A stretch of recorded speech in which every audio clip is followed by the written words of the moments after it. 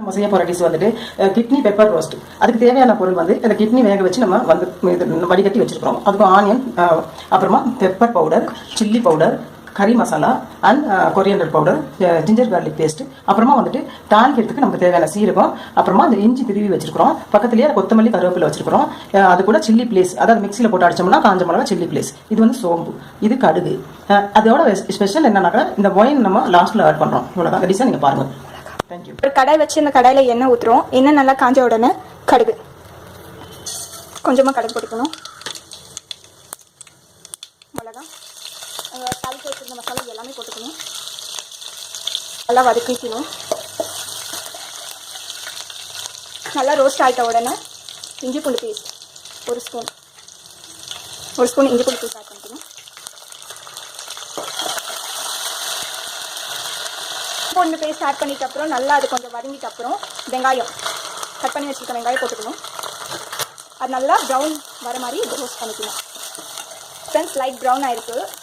Light brown ஆன உடனே மிளகாத்தூள் ஒரு ஸ்பூன், உங்களுக்கு எவ்வளோ காரம் தேவைப்படுதோ அவ்வளோ நீங்கள் போட்டுக்கலாம். ஒரு ஸ்பூன் மிளகாத்தூள், 1.5 கூட போட்டுக்கலாம் உங்களுக்கு வேணும். தனியாத்தூள் ஒரு ஸ்பூன், சிக்கன் மசாலா ஒரு ஸ்பூன் போட்டுட்டு நல்லா மிக்ஸ் பண்ணிட்டு விடணும். அந்த பச்சை வாசனை நல்லா போகணும். இந்த மசாலாவில் போகிற மட்டும் நம்ம விடணும். கொஞ்சோண்டு வாட்டர் ஆட் பண்ணிக்கலாம். நம்ம வாட்டர் ஆட் பண்ணிக்கிட்டோம். கல்லுப்பு, உங்களுக்கு தேவையான அளவு கல்லுப்பு போட்டுக்கோங்க. எல்லாம் அந்த மசாலா ஸ்மெல் எல்லாம் போக விட்டுட்டு நல்ல ஒரு கொதி வரணும். கொதி வந்த உடனே ஒரு கிளாஸ் தண்ணி எடுத்து ஊற்றிக்கலாம். ஊற்றிட்டு அது நல்லா பாயில் ஆகணும். இப்போ வந்து நம்ம ஒரு கிளாஸ் தண்ணி எடுத்துக்கலாம். நல்லா மிக்ஸ் பண்ணிவிட்டு ஒரு பாயில் வரணும். நல்லா ஒரு பாயில் வர மட்டும் விடலாம். உங்களுக்கே தெரியுதா, இப்போ ஒரு கொதி வந்துருச்சு. கொதி வந்த உடனே நம்ம உப்பு மிளகாத்தூள் போட்டு வேக வச்சிருக்க கிட்னியை ஆட் பண்ணிக்கலாம். ஆட் பண்ணிவிட்டு கொஞ்சம் நீர் விடணும், அது வேகிற மட்டும். ஓகேவா? ஆட் பண்ணிவிட்டு மூடி போட்டு விட்டுக்கலாம். லைட்டாக இப்போ நம்ம பெப்பர் தூள் ஆட் பண்ணிக்கலாம். உங்களுக்கு எவ்வளோ காரம் வேணுமோ அந்த அளவுக்கு ஆட் பண்ணிக்கோங்க. சரியா? பெப்பர். நல்லா ஒரு கொதி வந்துருச்சு. சூப்பராக இருக்குது ஸ்மெல். இப்போயே டேஸ்ட் பார்க்கணுன்னு எனக்கு தோணுது. கொதிக்கணும். இதே மாதிரி கொதி வர மட்டும் நீங்கள் வெயிட் பண்ணுங்கள்.